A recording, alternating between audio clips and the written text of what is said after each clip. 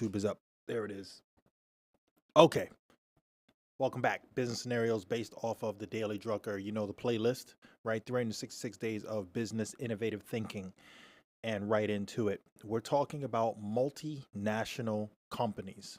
So, following the previous playlist where we were delving into really just global business, right? Outsourcing, things of that nature. And then with this one, we're taking that a step further in the innovation and forward movement of multinational corporations, right?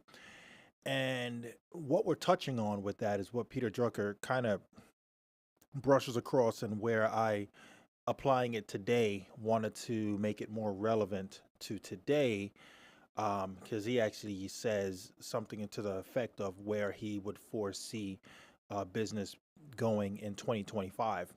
And that's literally around the corner for us. So by looking at that and by saying that, we even date it, because after that, when this playlist is played, where will we have been at that point?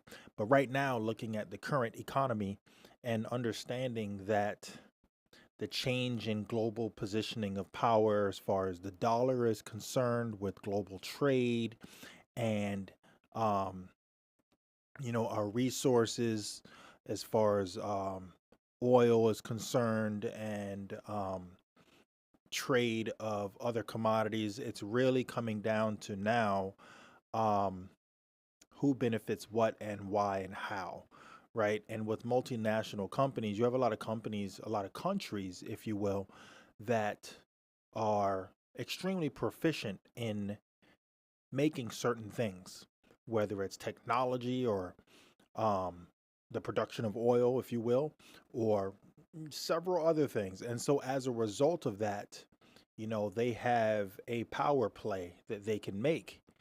And so what does that mean when it comes to the cost of goods and products being sold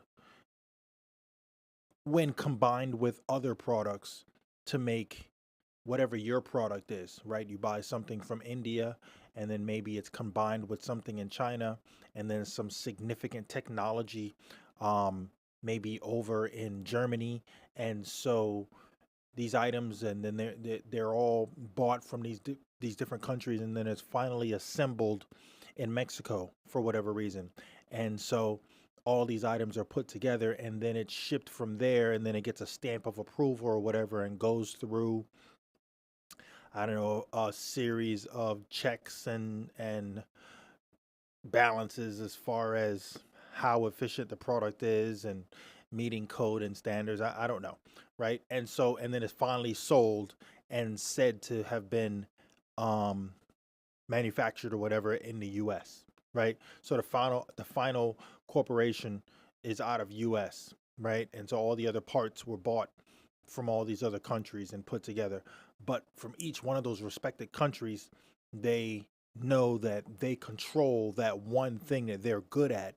And guess what? You're going to pay for it, right? So understanding where you are and if that's going to cut you out is huge when it comes to businesses and who you're outsourcing to and what that means for your company, and whether or not you're willing to pay for it when they decide to raise that price, right? What happens in the trade market right now when, you know, your money is just not as good as it used to be?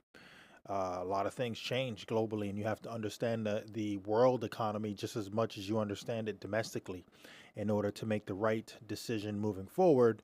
And you can't worry about outside things that you can't control when it comes to business. You have to think about the things you can control and what that means for you with your next decision moving your company forward, right? Or maybe not, stepping out, letting it go, right? See you next time.